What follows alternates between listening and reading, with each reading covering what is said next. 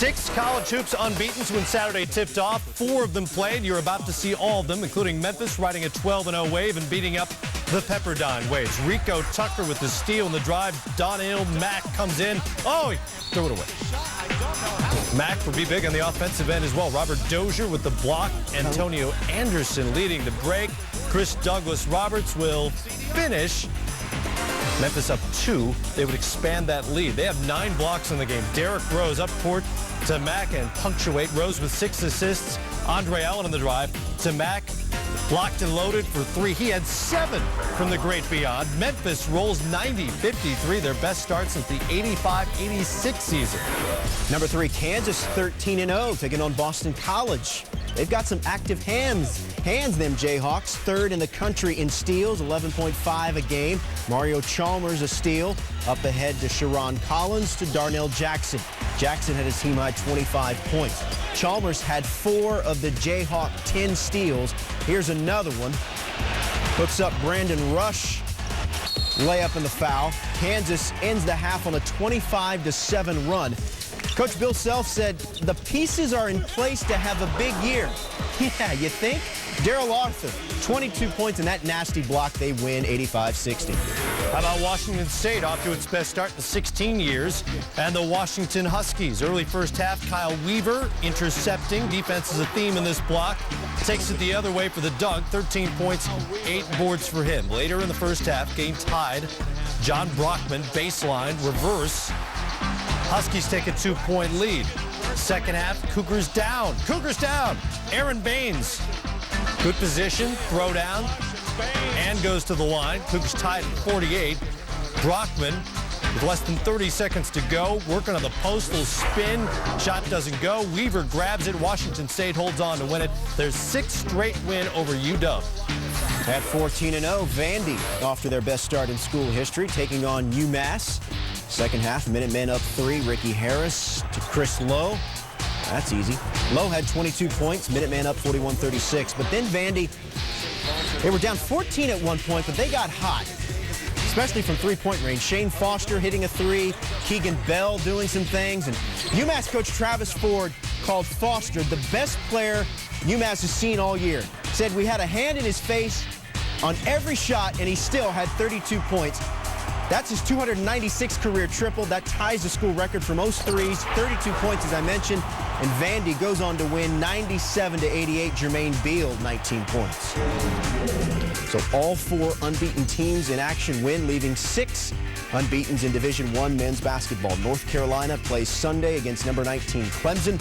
The rest of the unbeatens, Memphis, Kansas, Washington State, Vandy, Ole Miss, are off the next couple of days.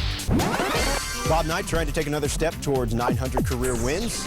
His Texas Tech Red Raiders hosting UTEP, and well, he's getting into the official before the game even started. Why wait? Yeah. UTEP's Randy Culpepper steals it. Now, he's listed at 6 foot, which means 5'10", 5'11". I am 6'5". I cannot do this. But Culpepper... In what program are you 6'5"? Okay, well, Culpepper had 10 off the bench, and minutes later, Knight, he gets teed up.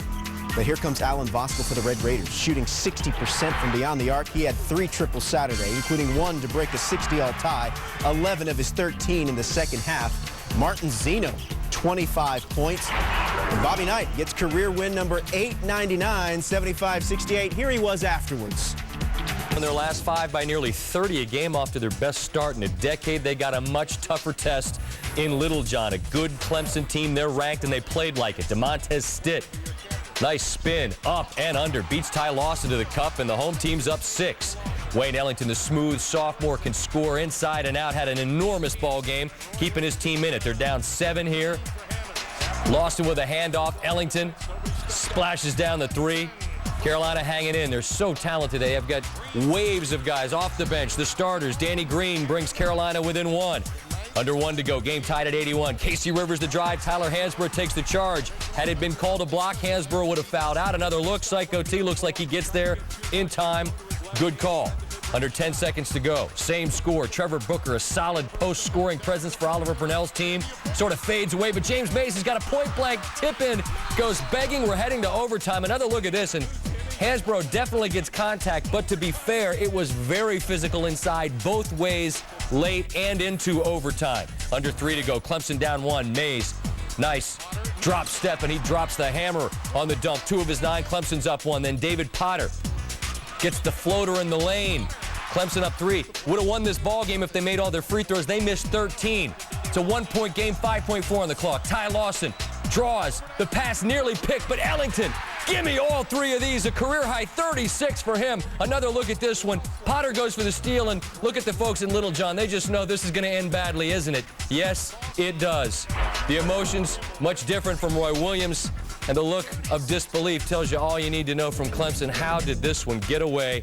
Ellington, again, the career-high 36. Carolina remains unbeaten. Unlike college football, where nobody could stay perfect, we still have 6 that are perfect. Looking at the next games for the ranked teams, Washington State figures to have a tough test. They take on a USC team that's been losing a bit but has plenty of talent. Mississippi goes to Tennessee. That ought to be an awfully good ball game. Duke favored by 4 touchdowns against Cornell. 8th-ranked Blue Devils have won 57 consecutive non-conference home games, best in the nation. This is Brian Creefer, and that's your big red highlight. We're tied. And then during the timeout, Coach K reminding his team that he decides how much per diem they get. And, and a hungry team is a more focused team. DeMarcus Nelson layup in the foul. Duke +3, and just over 3 left in the half. Greg Paulus. Gerald Anderson. Duke led by 9 at the half. Second half, Duke. Transition. Nelson. He does the mash. A monster mash over Colin Robinson. He had 23 points. Robinson doesn't want to replay. Duke wins by 2 touchdowns. Smallest church in the continental U.S. is in West Virginia. Sunday, 11th-ranked Marquette didn't have a prayer in its game against the Mountaineers. Coach Huggy getting his plaque for 600 wins. 601's going to end Marquette's 7-game win streak. Joe Alexander, finger-rolling foul. Mountaineers would lead by as many as 10 in the first half. Marquette, Tom Crean's club comes back. Jarrell McNeil all the way the other way. Coach Huggins, he installed a triangle and 2 defense for the first time in his career, and it worked. Yeah, that's the way it worked. Alexander, the dunk there, he had 19. Alex Ruoff, he only had 3 in the first. Well, he went with his own triangle, the 3-ball. Scored, ended up with 19, and West Virginia beats Marquette badly by 15, 79-64. Stay in the Big East, battle of ranked teams in Philadelphia. Pittsburgh, coached by a fellow by the name of Jamie Dixon. They're 12-0 this season when they hold opponents under 80, and early the D was stifling. Shane Clark with the miss. Clark, yikes. Nova shot 32% in the first half. Not much better in the game, 34% for the game. Jay Wright's club, though, got some inspired play from Malcolm Grant. A big 3 there. Here he up and under, little scoop, the loop. Career high 22, and a nice look away pass to Antonio Pena. Second half, time winding down. Nova down 1. Scotty Reynolds finds Dante Cunningham, who is fouled. He went 4 for 4 from the free throw line. So after nailing the first tie, the second is Bottoms. 1-point lead. Ronald Ramon, rough day for him. 3 points, 5 turnovers. Villanova beats Pitt, the first time the Panthers have lost when holding an opponent under 80. Big Ten college hoops, Indiana, Michigan, Hoosiers ranked 11th, Wolverines, they've already lost 10. Eric Gordon, super freshman, good range there, long 3-pointer. A few minutes later, other side, range. Look how far, you better guard him out there by the snout, as Nolan Richardson used to say. Gordon, 11 points, 3 fouls in the first half. We go to the second half, which usually fouls the first half. Indiana up 14. Jordan Crawford, the steal.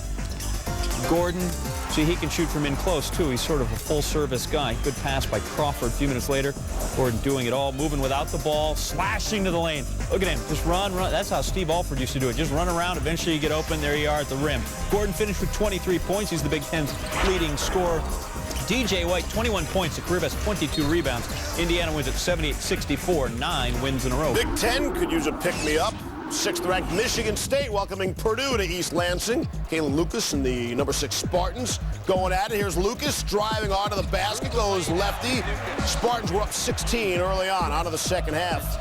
Purdue would make a run because we were tied at 45. E'Twaun Moore finds Nemanja Chalishon, Purdue's first lead of the night. Here's Chalishon, huge block. Spartans get the ball back. Goran Suton hits the jumper. Tied at 57. Under 7 minutes left. Purdue trailing by 4. Chris Kramer. Backdoor cut. And the foul. Kramer would convert the freebie. Raymar Morgan finds Travis Walton. Baseline. Got it. Spartans up 3. Purdue coming right back. They don't call a timeout. Keaton Grant looking for the tie. No. Instead finds the air ball. The Spartans do go on to win their 11th straight game.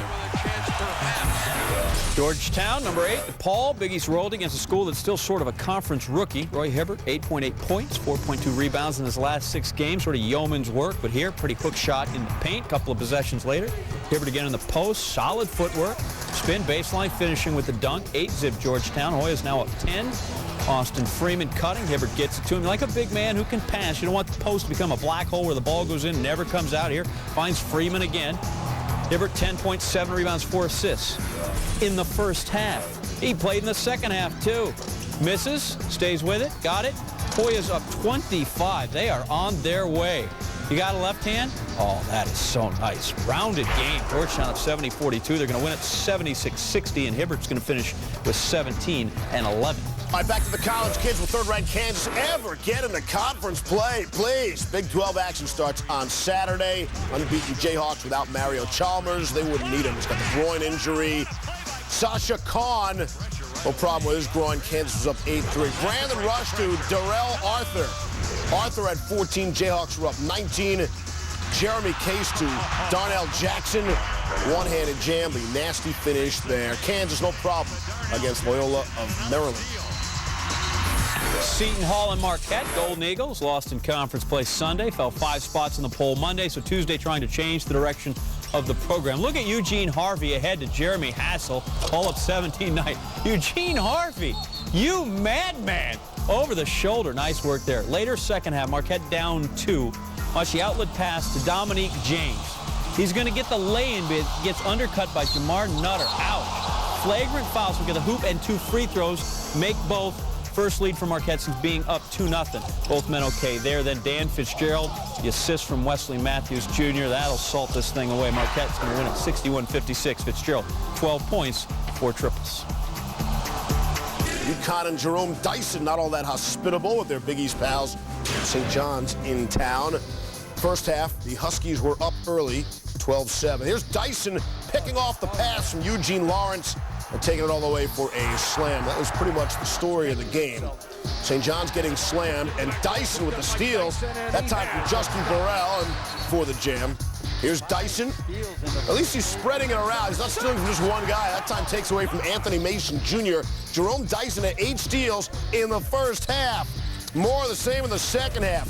Dyson going to come up with his 9th steal of the night. That ties UConn's record, previously held by Scotty Burrell. Dyson's 2 steals shy of the Big East record held by Providence's John Linehan. And then there's Kenny George tall, actual size. Sort of like there's Rich and then there's Bill Gates Rich. The UNC Asheville center stands 7 feet 7 inches tall, 7'9" in one of his 12 pair of custom-made Nikes. The only shoes he owns because nobody else makes a size 28. He's also 360 pounds, which means opposing teams need to be afraid of both heights and widths. George, slowed by knee injuries related to his size his first college season, but he has been growing more comfortable with both his bigness and the basketball court this year. UNC Asheville up against UNC Chapel Hill. That's the #1 ranked and undefeated Tar Heels. Let's meet Kenny George. A little more about the youngster from Chicago. The wingspan, 8 feet 5 inches. That's good for defense. Now, we mentioned the puppies. That's actually bigger than Shaq's foot. Size 28, leads the nation in blocks per game, 5.4 per contest. First half, UNC up 10. Tyler Hansbrough, even when you're a big guy, 7'7" will make you change the angles. And look at him get in there, just blocking people right and left. Deion Thompson, Wayne Ellington, and then he's going to sort of start the break. Now, when you're this big, you can't really run that fast, but there are not a lot of guys his size to race against, so he's quick enough to get down there, set up, throw it to him, and he will finish with the easy 2. Second half, UNC is up 9. Hansbrough, sometimes you just got to take it right at the big guy, even if he makes you look like a pixie. In he goes, and he throws down. Take another look. It's like a Panzer against a little VW Bug. Hansbrough's no small guy. Point guard here, 10 inches shorter than George, but he makes the dunk. That's impressive. Asheville down 12. Brian Smith to George. You know, you don't really need a vertical jump. Long as you're that big, you just be vertical. Hansbrough is going to finish with 23 points. Still gets in there, tough angle, gets it to go. George had 14 points, 11 rebounds. UNC wins it 93-81. Undefeated, headed to conference play.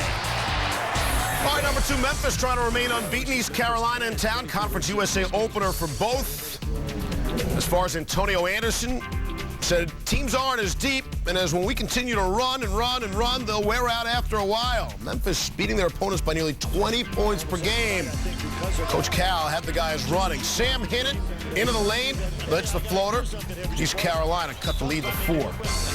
Derrick Rose, laser pass to Chris Douglas Roberts. And then Douglas Roberts to Robert Dozier. Memphis by 16.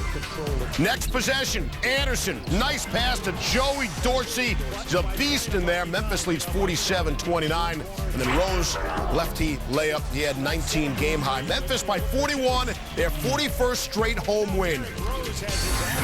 Ole Miss, a surprise unbeaten at 13-0. Rebels facing Tennessee on the Vols home floor. SEC opener for both clubs. Second half, Vols up 64-58. Tyler Smith, great ball fake, drives through the lane, finishes with the slam, 66-58. But the Rebels hovering, hanging around. Emil Polynice, transition, coast to coast is good. We're going to have more from Polynice. Oh, look at the spinorama. Ole Miss up 83-79. Polynice 20 points, but score tied at 83. Dwayne Curtis goes up, rebound, put back. Where's the foul? No foul there. No foul. Eventually, there you got the foul on Kenny Williams. 51% free throw shooter. Pearl's okay with that. Bruce Pearl, the head coach. Williams at the line. 1-1. Front end. Do we have an 84-83 game? No, we're still tied as Tennessee hauls down the rebound. Other end, Tyler Smith, 21 points in this one. Up, under, off the window. Excellent. Vols take a 2-point lead. 4 seconds left. And old Chris Warren turning around, throwing it up, and that's not going to happen. Tennessee wins it 85-83. Both teams 13-1, but now Tennessee perfect in conference.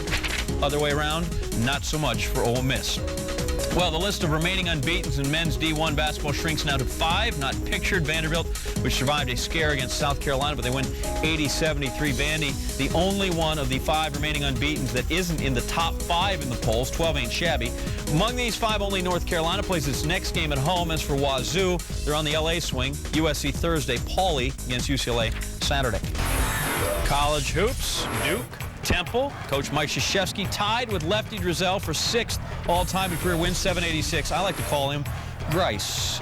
Duke capitalizing on Temple miscues and turnovers to Marcus Nelson, stealing, finishing. Duke up 23-16. Moments later, it's Nolan Smith. He too picks one off. He's going the other way. Get back on defense, splits the defenders. Duke up 26-16. Moments later, a lot of moments later, Kyle Singler finds Taylor King in transition. Duke up 28-16. They scored 11 points off 12 Temple turnovers in the first half, led by 16 at the break. And King, nice feed to Gerald Henderson. Coach K sitting alone now, number 6 on the all-time list, 74-64 the final. Arizona State. Sparky 10-0 at home after a 7-11 mark a year ago. 12 straight losses to U of A, though not good. A minute to go. ASU down 55-53. James Harden, the crossover in the hoop. We're tied at 55. Less than 10 to go. What do you draw up? Herb Sendick. How about Harden again? Fires up the 3. No. Let's play an extra 5 minutes. Okay. Less than 1:30 in OT. That's a minute and a half to you and me. Harden drive, and the members bounce. ASU up 1. Less than 20 now. Same score. 60-59. Harden drives this time. Missing again, but Jeff Pendergriff is there for Sparky with the putback. Like the Sparkers. 62-59. Arizona needing the 3 to tie as the clock running out. Chase Budinger. No. ASU, a couple of throws, hangs on, wins it 64-59. Big win for the program there. Because scoring 20 points is nice for an individual, but it's an abomination for an entire team. First half of this game, Luke Myers scores St. Louis's first basket, 8.5 minutes in. It's 11-3 GW. Kevin Lishton hits a jumper, so now they're rolling. Barry Everhart going to get a layup as well. St. Louis's third field goal of the game, though, comes at 8:28 Eastern time. Then it sort of got ugly for the Billikens. It got extraordinarily ugly for the Billikens. Rick Majerus, his first year there, says it's a little about being a step parent. They didn't ask for me, and they're not mine. I didn't ask for them, but they're trying to build and do something special there in St. Louis. It's just not special here on a Thursday night in D.C. St. Louis trailed 25-7 at 25-7.5, shot 14.6% from the field. They missed 24 straight shots.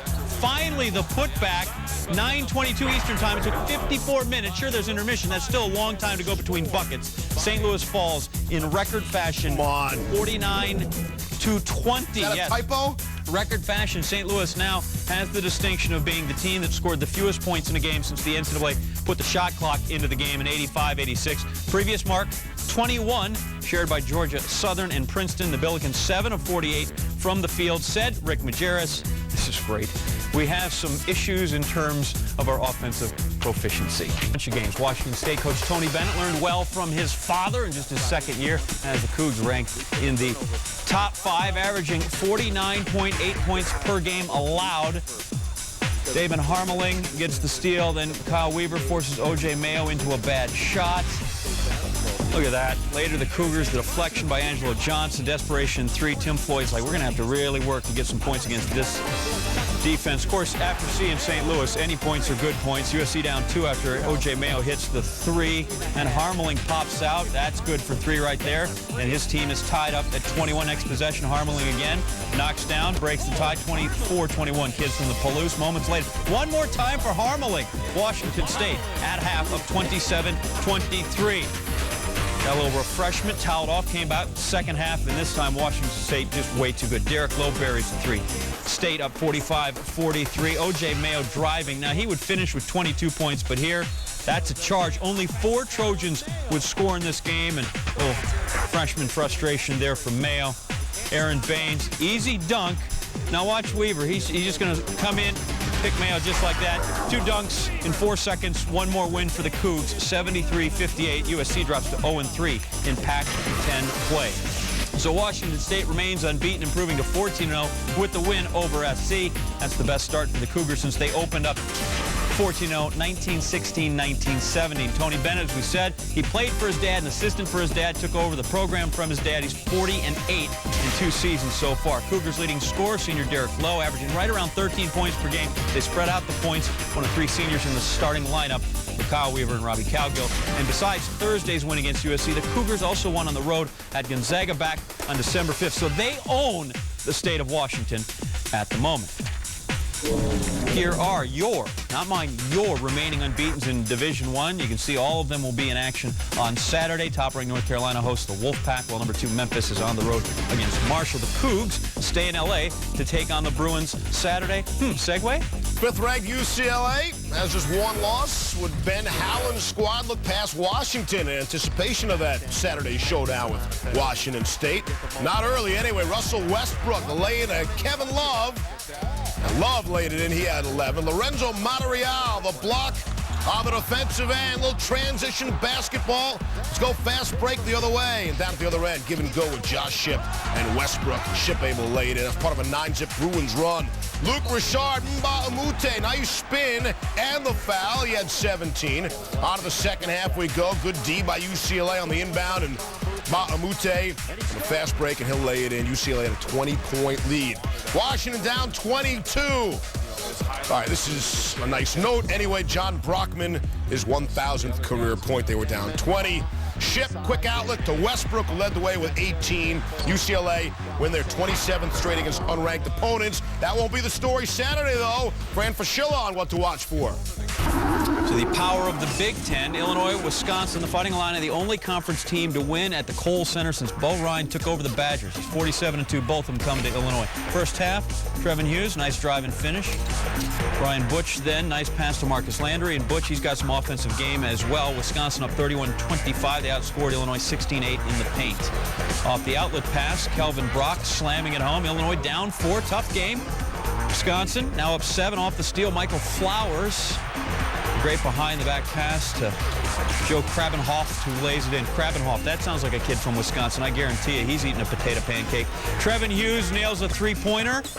Nice. Scotty going to win at 70-60. Hockey team needs to keep up with the basketball team currently down there in Madison.